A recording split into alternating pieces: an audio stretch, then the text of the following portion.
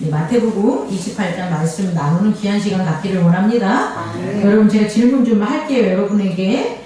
여러분이 만약에 시간 여행을 할 수 있다면 어디로 돌아가고 싶습니까?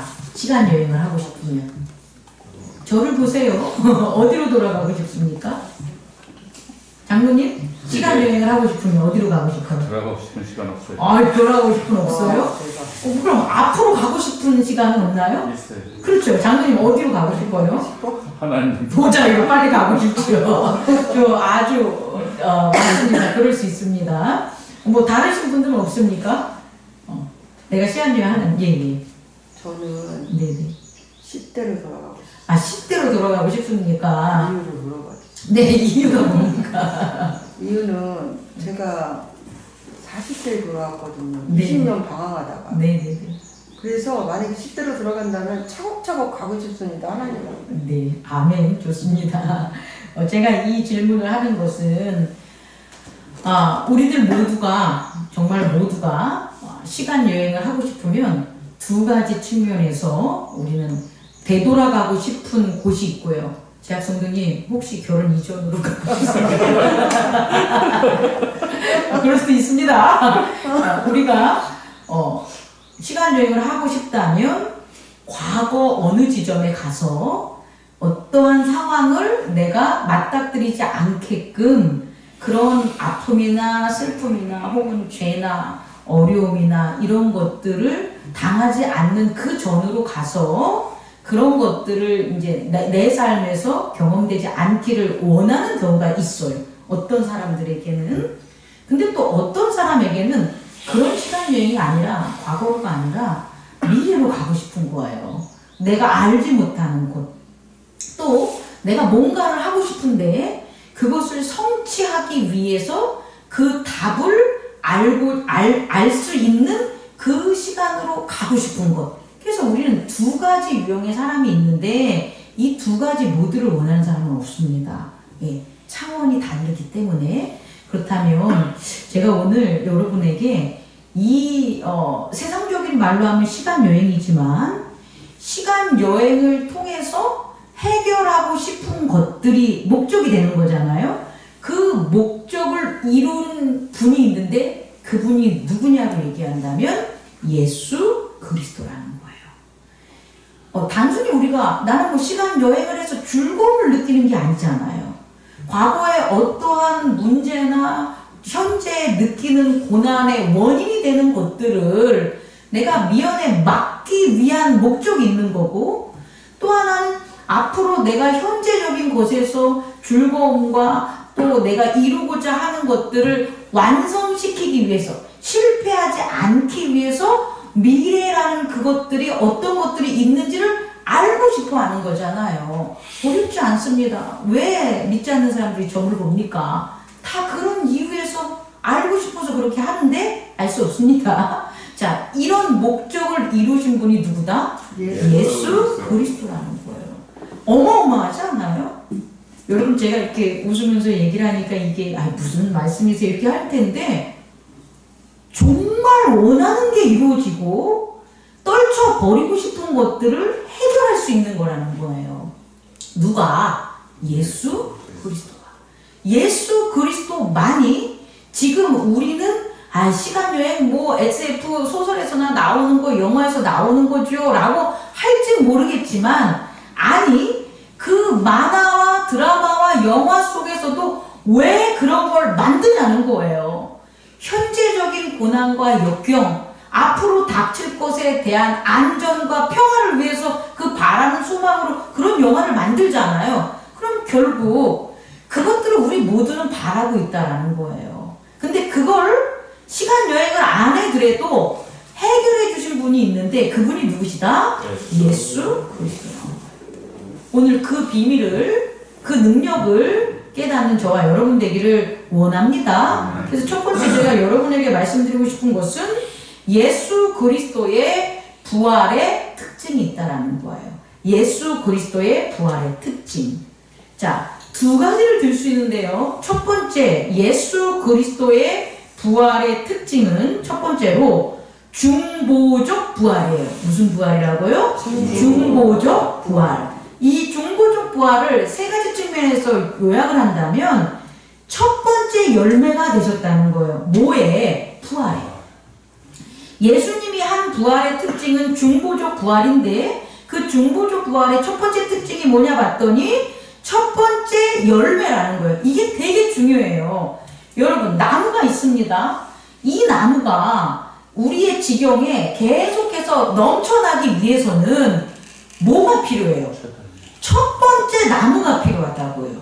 이 세상에 첫 번째 나무가 심겨져서 이 나무에 젖붙이든지 열매를 맺든지 씨앗을 맺는 그것이 있어야만 이 나무 외에 두 번째, 세 번째, 네 번째 풍성한 나무들이 자랄 수 있는 거예요. 여러분 이해할 수 있겠습니까? 예수 그리스도의 부활은 중보적 부활인데 그 첫 번째 특징이 뭐냐면 첫 번째 열매이기 때문에 이 예수 그리스도의 부활로 인해서 두 번째 부활이 일어날 수 있다라는 거예요. 이게 중보적 부활의 첫 번째 특징. 다시 말해 예수님의 부활은 죽은 자 가운데 일어나는 부활인데 이 이전에는 없었다는 거예요. 죽은 자들 가운데, 다시 말해 사망의 세계에서 하나님이 건지신 부활이 없었어요. 그런데 예수님으로 말미암아 그 첫 번째 부활이 예수님에게 있기 때문에 이제부터 어떤 일이 벌어지냐? 사망에 속한 죽은 자 가운데서 하나님이 그들을 살리시는 두 번째 부활이 있다라는 거예요. 여러분, 어렵습니다. 정말 어렵습니다. 그런데 이것을 듣고 이해하고 한 번 더 묵상하는 저와 여러분 되기를 원합니다. 부활 자체가 기독교 외에 다른 종교에는 없어요. 부활이라고 그들은 하지 않고 윤회라고 하는 거예요. 윤회는 죽은 자의 부활이 아니에요. 인과적으로 나의 죄에 대한 그 결과에 따라서 다시금 다른 이생, 다가오는 생을 잇는 것, 이거는 부활이 아니라 뭐라고 합니까? 이것은 윤회라고 하는 거예요. 근데 이 윤회가 불교뿐만 아니라 기독교 외의 모든 무속이나 일반 신앙들이 다루고 있는 거라고요. 근데 왜 그들은 윤회라는 것으로 생의 연속을 그들은 주장하냐면 누가 없기 때문에, 예수 그리스도가 없기 때문에. 예수 그리스도가 부활이라는 업적을, 언약을 그들의 신학적 관점에서는 없잖아요. 없기 때문에 알 수 없는 거라고요. 근데 기독교는 누구 때문에? 예수 그리스도의 부활 때문에 그들이 알지 못하는 비밀이 있는데 그게 뭐냐? 죽은 자 가운데에서 하나님이 살리시는 부활이라는 거예요. 그래서 이 중보적 부활의 첫 번째 특징은 예수님이 뭐가 됐다? 첫 번째 열매가 됐다. 중보적 부활의 두 번째 특징은 예수님의 부활은 예수 그리스도만 부활하는 개인적 부활이 아니에요.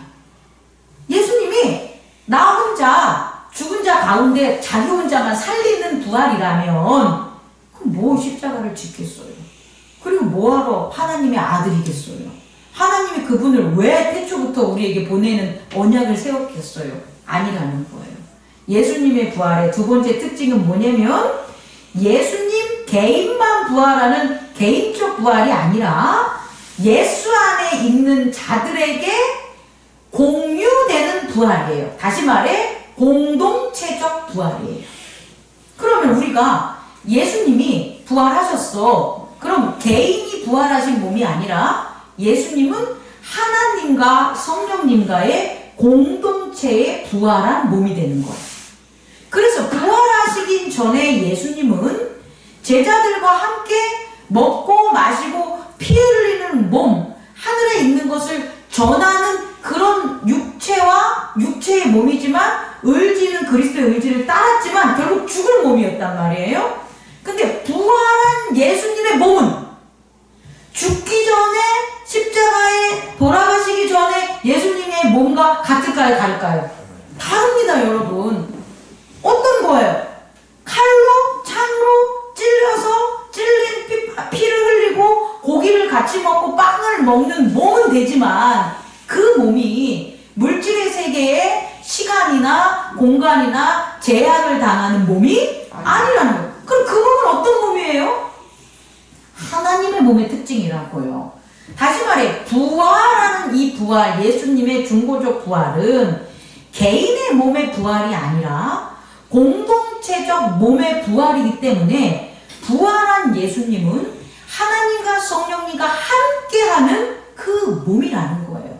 그렇다면 우리도 예수 안에서 부활의 몸을 가지면 어떻게 되냐? 하나님과 성령님과 예수님과 하나가 되는 공동체적 몸이라는 것을 깨닫는 저와 여러분 되기를 원합니다. 세 번째로 있잖아요.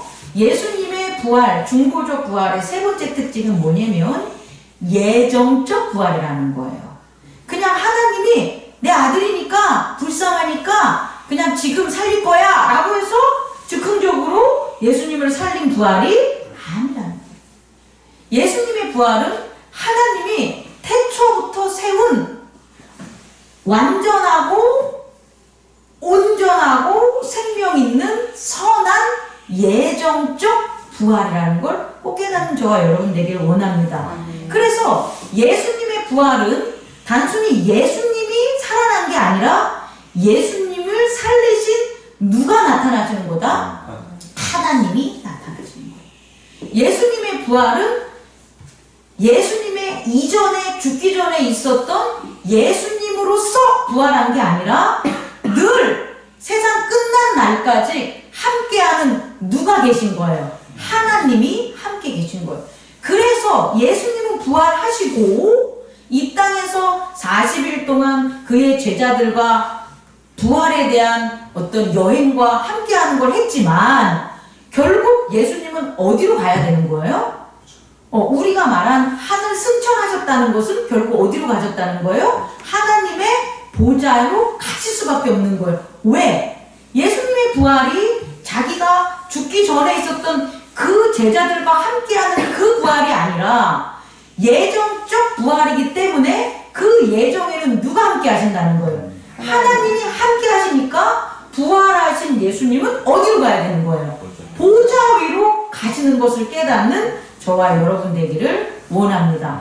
다시 말해 예수 그리스도의 부활은 두 가지 특징이 있는데 그 첫 번째 특징이 어떤 특징이다? 중보적 부활이다. 그래서 그 중보적 부활의 그 세부 내용을 살펴보니 첫 번째는 뭐다? 첫 번째 열매가 되셨다. 그러니까 두 번째 열매가 있다 없다? 있다. 그 다음에 두 번째 특징은 뭐냐 봤더니 개인의 몸의 부활이 아니라 공동체적 몸에 대한 부활이다. 세 번째 특징을 보니까 뭐다? 예정적 부활이다. 그래서 그 부활에는 누가 계신다? 하나님이 함께 계신다. 그렇다면 이 예수 그리스도의 중보적 부활의 그 특징으로 우리는 뭐 한다는 거예요? 부활한다는 것을 잊지 않는 저와 여러분 되기를 원합니다. 다시 말해 내가 이번 생은 글러먹었어. 이번 생은 정말 틀려버렸어. 이대로 살다 죽는 것 같아. 그러니까 교회 나가서 다음 생에는 정말 멋진 예수 그리스도의 부활이 있었으면 아주 좋겠어. 이런 마음으로 와봤자 소용이 있다 없다? 없다라는 것을 여러분에게 전하고 싶은 거예요. 그리고 그런 마음으로 믿어봤자 예수 그리스도의 부활은 우리 안에 역사하지 않아요. 그런데 반면에 오늘 제가 여러분에게 말씀드린 것처럼 이 중보자적 부활이기 때문에 예수님이 첫 번째 열매가 되셨어. 그러니까 나는 예수님과 닮은 두 번째 열매가 되는 거야. 그리고 내 부모님, 내 자녀들도 다 두 번째 부활이 되는 거야. 열매가 되는 거야. 라는 믿음을 가지신다면 여러분이 바뀐다고요. 근데 그런 중보자적 부활의 믿음이 없으면 나 부활 믿어. 살아나는 거 믿어. 살아나겠지. 해봤자 우리의 의지나 마음이나 삶은 변한다 안 변한다? 안 변한다는 걸 깨닫는 저와 여러분 되기를 원합니다. 두 번째는 뭐라고 했습니까? 공동체적 부활이라는 거예요. 내가 예수님을 믿어. 부활을 믿으면 내 개인에 나만 슈퍼맨 되는 거야. 나는 내 병만 없어지는 거야. 나는 내 물질만 채워지는 거야. 나는 내 지식만, 내 가족들만, 나만 행복해지는 거야. 이런 걸로 예수 그리스도의 부활을 믿으면 효과가 있다 없다? 없다라는 거예요, 여러분. 내가 예수 그리스도의 중보적 부활에 공동체적인 몸에 대한 부활을 한다면, 그걸 믿는다면 나는 지금 뭐가 되는 거예요? 공동체적인 몸에 대해서 예수 그리스도와 함께, 교회와 함께, 목사님과 함께, 이웃과 함께, 가정과 함께, 함께라는, 함께로 거듭나는 나를 확인할 수 있다는 거예요. 그리고 그렇게 변화될 수가 있어요. 세 번째, 예정적 부활이라고 믿으면 정말 내가 살아가면서 누가 나를 통해서 이루어질 수 있다는 거예요. 하나님. 여러분, 자녀들이 있잖아요. 어렸을 때 공부를 잘합니다. 잘하는 애들은 잘해. 그럼 왜 잘하냐? 걔가 하고 싶어서 하겠어요? 공부하는 게 얼마나 힘들어요. 노는 것들을 포기하고 해야 되는 게 공부잖아요. 그럼 다 힘든 거잖아요. 그런데 왜 걔가 공부를 하는지 압니까? 어렸을 때? 누구 때문에? 엄마 때문에. 아빠 때문에. 내 의지가 아닌 엄마나 아빠 때문에. 근데 단순히 이 아이가 엄마나 아빠가 바래서 하는 게 아니에요, 여러분. 우리 엄마가 나 공부 잘하는 걸 원해서 나 공부할게 하는 애들 없어요, 여러분. 그러면 왜 애들이 엄마와 아빠의 바람을 가지고 공부를 하냐 봤더니 놀지 않고 딱 하나예요. 공부를 하고 나서 성적이 좋으면 그 자리에 뭐가 있는 거예요? 부모님의 의지, 상급, 포상, 칭찬, 자랑, 영광이 그 자리에 머무는데 그게 내가 만든 게 아니라 누가 만든 거예요? 부모님이 만들어주는 거예요. 다시 말해 부모님은 지금 아이가 공부를 못하지만 앞으로 네가 공부를 잘했을 때 내가 너한테 이렇게 해줄게 라는 뭐라는 거예요? 예정을 해주는데 그 예정을 그 자녀가 따랐을 때는 그 부모가 그 예정을 성취할 때 누구의 힘, 누구의 능력, 부모의 힘, 부모의 능력이 그 시간을 차지한다는 거예요, 여러분. 그렇다면 예정적 부활을 우리가 믿어야만 예정된 누가 하나님의 시간을 우리가 경험할 수 있다는 것을 깨닫는 저와 여러분 되기를 원합니다. 아멘. 두 번째로요. 예수 그리스도의 부활의 특징은 따라해보세요. 현세적 부활. 현세적 부활. 첫 번째보다 더 힘든 내용 갈 겁니다. 현세적 부활이야. 이게 무슨 말이야? 정말입니다, 여러분. 부활을 이스라엘인들이 믿었어요. 믿는 자들은 그리스도의 부활을. 누구? 특히 마르다를 보면 알겠죠. 근데 그들의 부활은 현세적 부활이 아니라 내세적 부활이에요. 그래서 마르다가 뭐라고 하냐면 저도 부활을 믿어요. 근데 그건 언제 나오는 부활이냐면 이 세상이 다 끝난 다음에 죽은 자들이 다 부활해요. 그거 저도 믿어요. 그 나사로를 살리러 간 예수님에게 마르다가 그렇게 얘기하는 거예요. 그럼 마르다가 그런 지식을 가지고 있다면, 신앙적 지식을 가지고 있다면 그때 유대인들 중에 대다수도 어떤 지식을 가지고 있는 거예요? 부활이 내세적 부활이라고 생각을 하고 있는 거라고요. 여러분 이해할 수 있겠습니까? 부활, 기독교 아닌데도 아는 데가 있어요. 그게 어디냐? 신학적으로 하다 보면 나오는 데 있는데 이집트예요. 이집트에도 부활을 얘기해요. 그 이집트가 부활을 얘기하는 그런 거의 증표가 뭐냐면 미라예요. 미라는 그대로의 형상이 내세 어느 쯤에 부활한다는 거예요. 얘가 윤회는 사람이 바뀌는 건데 부활은 사람이 안 바뀌는 거거든요. 그러니까 이집트에도 무슨 신앙이 있는 거예요? 부활 신앙이 있어요. 그럼 이집트에만 있습니까? 아닙니다. 미라가 발견되는 어떤 종교적 그런 관행이나 관습을 가지고 있는 곳은 그들의 신앙이 뭘 바라는 거예요? 내세적 부활을 믿는 것에 대한 흔적이라고. 그런데 기독교는 아니라고요. 기독교는 어떤 부활이냐면 현세적 부활인 거예요. 다시 말해 제자들이 이렇게 생각할 수 있어요. 나는 죽는다. 하지만 부활한다. 그랬을 때 제자들이 예 감사합니다 믿어요 이렇게 하지 않고 뭐라 그랬어요? 왜 돌아가십니까? 죽지 마세요. 왜 그랬을까요? 지금 예수님이 죽으면 나는 뭐가 되니까? 나는 도리아니 타불이 되잖아요. 지금 나 잡으러 오는 사람들 있잖아요. 잠깐만 집중해 주세요. 나 잡으러 오고 나 박해해 주는 사람들 있잖아요. 그럼 내가 어떻게 당할 것 같아요? 예수님이 지금 십자가에 돌아가시고 병사들에 끌려가면 나도 어떻게 될 것 같아요? 나도 힘든 상황이 벌어질 것 같잖아요. 그러니까 반대하는 거라고요. 그럼 그들은 부활을 믿지 않는 게 아니라 뭘 믿지 않는 거예요? 현세적 부활을 믿지 않는 거예요. 나 지금 살아갈 때 예수님이 부활하는 게 아니라 나 죽은 다음에 이후에 부활하는 그걸 믿고 있어서 두려워한 거라고요. 근데 기독교적 부활은 그게 아니라 어떤 부활이다? 현세적 부활이다.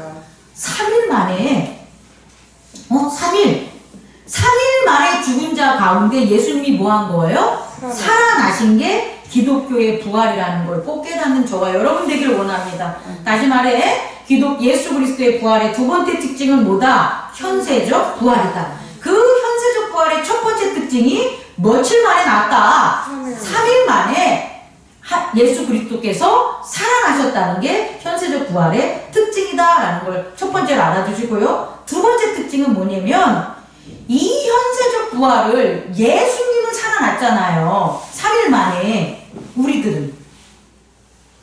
아니 그러면 예수님이 첫 번째 열매고 우리가 두 번째 열매가 되기 때문에 예수님의 부활과 우리의 부활은 동일해야 되는데 왜 예수님은 3일 만에 부활했는데 우리는 죽으면 3일 만에 부활을 안 합니까? 이럴 거 아닙니까? 그죠?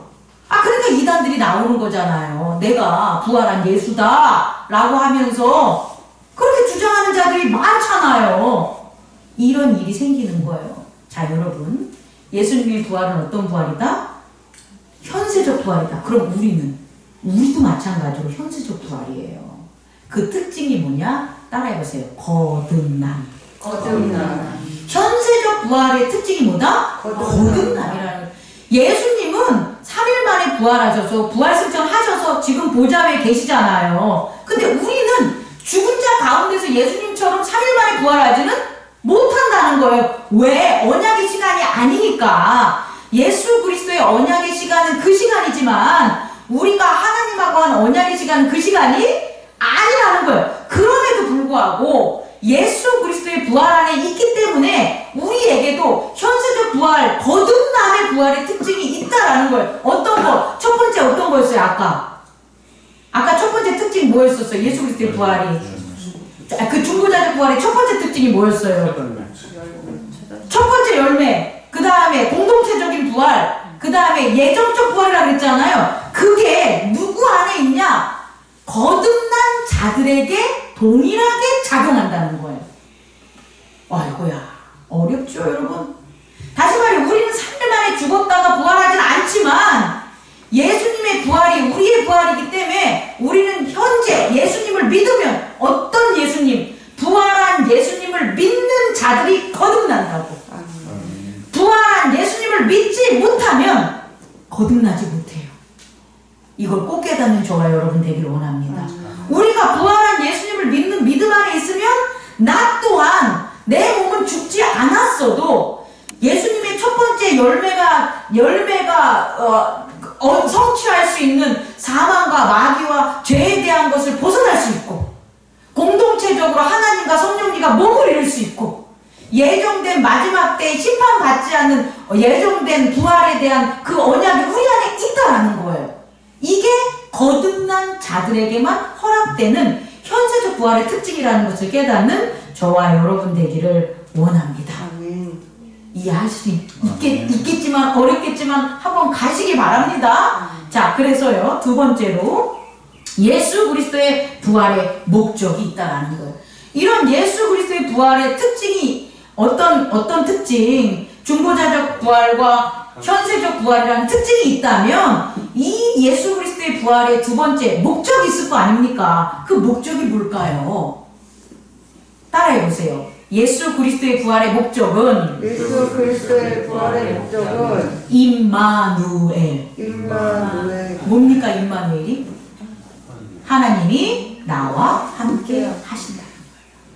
다시 말해 왜 예수님이 이와 같은 중보자적 부활과 현세적 부활을 했냐는 거예요. 내세적 부활을 할 수 있는데 혼자만 부활해서 갈 수 있는데 그게 아니라 중보자적 부활과 이런 현세적 부활을 하신 그 목적 그게 뭐냐 봤더니 하나님이 우리와 함께 계시기 위한 목적이었다는 것을 깨닫는 저와 여러분이 되기를 원합니다. 또 두 번째 그 목적은 뭐냐면 언약의 성취라는 거예요. 다시 말해 예수 그리스도의 부활은 하나님의 언약의 성취이다. 그래서 어떤 일이 벌어지냐? 예수님과 하나님과의 언약, 자연적 언약이 회복돼서 예수님이 하나님의 아들임을 증명되는 거예요. 그래서 우리는요, 예수님의 부활이 없다면 우리는 예수님을 하나님의 아들이라고 믿을 수가 없어요. 그리고 그때 유대인들도 십자가에 못 박혀 돌아가신 분들이나, 아니, 십자가에 못 박힘을 본 자들이나, 그리고 그 십자가에 그를 못 박은 사람들이나, 다 예수님이 하나님의 아들임을 뭐라는 거예요? 몰라. 알지 못해. 그런데 예수의 부활을 믿는 자들은, 예수의 부활에 참여한 자들은, 부활하신 예수님을 만난 자들은 뭘 알게 된 거예요? 그들의 고백이 뭐가 되는 거예요? 당신은 살아계신 하나님의 아들입니다라는 고백. 그 고백으로 어떤 일이 벌어지냐면 내가 예수님의 제자들이 아담의 범죄함으로 깨졌던 하나님과 그들 간의 부모와 자식이라는 자연적 언약이 회복되는 거예요.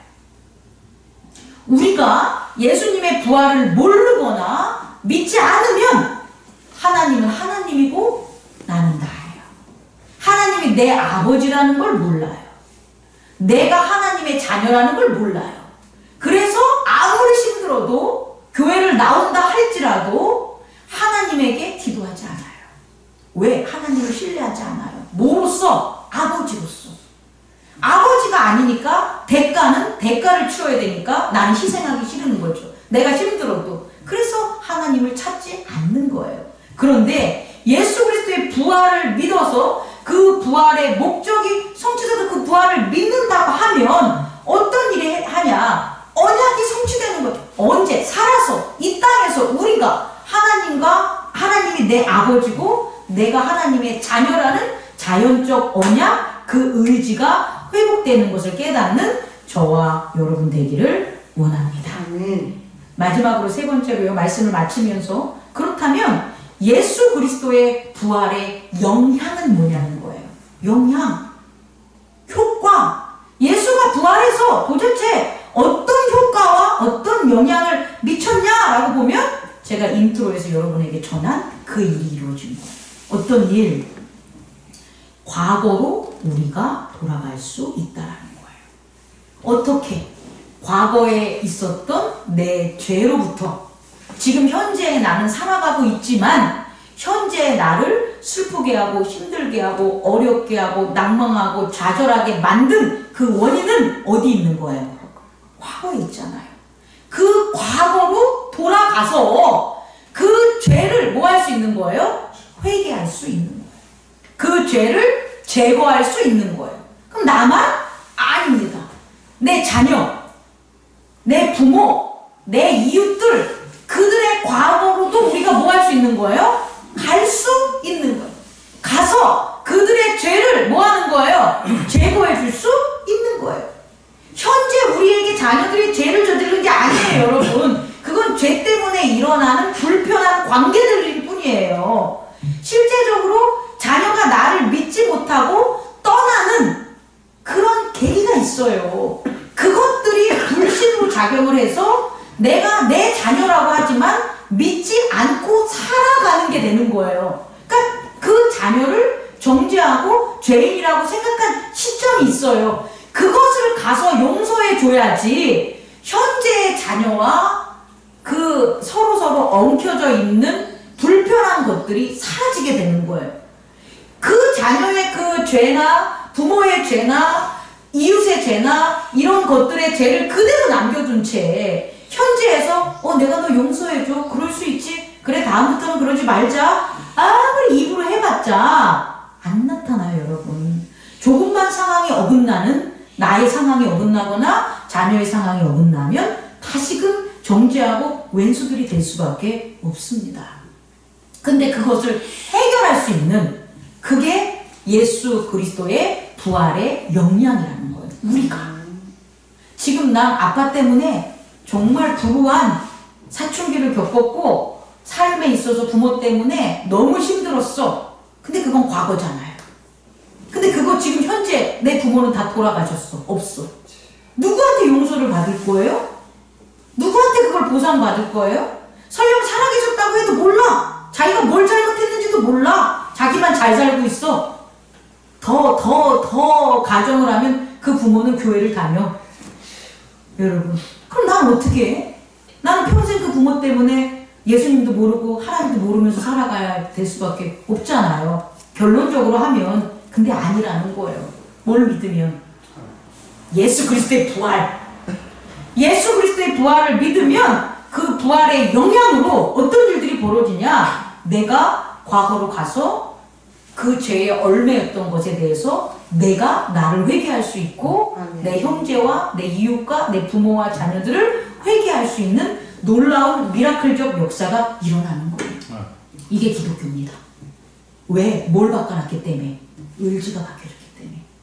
예수를 만나서 내 의지가 아닌 예수 그리스도의 의지로 우리가 거듭났기 때문에 예수 부활을 믿으면 우리가 그 의지의 희초점에 가가지고 그런 죄의 의지들을 풀어버릴 수 있고 제거할 수 있는 걸 깨닫는 저와 여러분 되기를 원합니다. 이게 최고의 능력이자 기독교의 최고의 예수 그리스도의 영향, 혜택, 효과라는 걸 깨닫기 바랍니다. 마지막으로 두 번째는요. 미래 시간에 갈 수 있는 것. 미래 시간에 대한 소망과 확정이 있을 수가 있는 거예요. 그러니까 우리는 현재가 두려운 것은 과거에 잘못된 것도 있지만 다가올 미래에 대한 뭐가 있는 거예요? 몰라, 무지해, 불안해. 그래가지고 현재가 힘들게 살아갈 수 있다는 거예요. 그런데 예수 그리스도의 부활을 믿으면 어떤 일이 벌어지냐? 미래에 있을 그 시간을 확정되는 거예요. 언제? 현재에 상속되게 되는 거예요. 나는 지금 여기 있는데 예수 그리스도는 어디 계신 거예요? 미래에 내가 가야 될 보좌에 먼저 가 계신다는 거예요. 그런데 미래에 내가 가게 될 그 보좌에서 예수님이 먼저 가 계셔서 나는 두려움으로 서로 떨어진 시간 속에 사는 게 아니라 먼저 가신 예수님께서 현재에 내가 그것을 알게 하고 그것을 믿게 하고 그것을 위해서 노력하고 소망을 가지게 만든다는 거예요, 여러분. 그래서 내 현재가 바뀐다고. 여러분의 현재가 과거 때문에 안 오고요. 현재가 미래의 두려움 때문에 그 현재가 망치는 경우가 있단 말이에요. 근데 그게 아니라 미래에 대한 것에 대한 믿음과 산 소망 가운데 사랑 가운데 내가 예수 그리스도의 부활을 믿으면 어떤 일이 벌어지냐? 알게 돼요. 상급을 받게 돼요. 말씀을 마치려고 합니다, 여러분. 예수님의 제자들이 한 게 두 가지밖에 없어요. 하나, 예수님이 십자가를 못 박혀 돌아가셨다. 이거 전한 거예요. 또 두 번째 뭐 전한 거예요? 그 예수님이 부활하셨다 전한 거예요. 그들이 한 건 이거밖에 없어요. 그들이 한 게 이게 다야. 그런데 그들이 가진 삶의 변화를 보시고 그들이 행한 능력의 변화를 보시라는 거예요, 여러분. 우리도 마찬가지. 우리가 교회에 와서 여러 가지 행위적으로 여러 가지 노력적으로 많은 것을 해봤자 뭘 안 한다면 예수님이 나 때문에 십자가에 못 박혀 돌아가셨어. 예수님이 부활하셨어. 그 증인되지 않으면 바뀌는 게 있다 없다? 없어요. 여전히 죄된 속성을 그대로 가지고 있을 것이고 여전히 허황된 자기적인 어떤 이기적인 소망 가지고 자기만 잘 되는 기복적인 신앙을 가지고 예배를 드릴 거란 말이에요. 그런데 이 부활에 대한 믿음이 올바르게 우리가 믿는다면 우리는 가만히 있어도 우리는 변화된 삶을 그리고 또 하나님께서 준비된 상급과 그와 같은 칭찬과 의의 삶을 우리가 살아갈 수 있다는 것을 깨닫는 저와 여러분 되기를 원합니다. 마태복음 28장 마지막으로 끝나는 가운데 있어서 좀 부활이 어려운 얘기를 했지만 중요한 말씀들이기 때문에 좀 이겨내시기 바랍니다. 기도하겠습니다. 거룩하신 하나님 아버지, 믿는 자들이 예수 그리스도를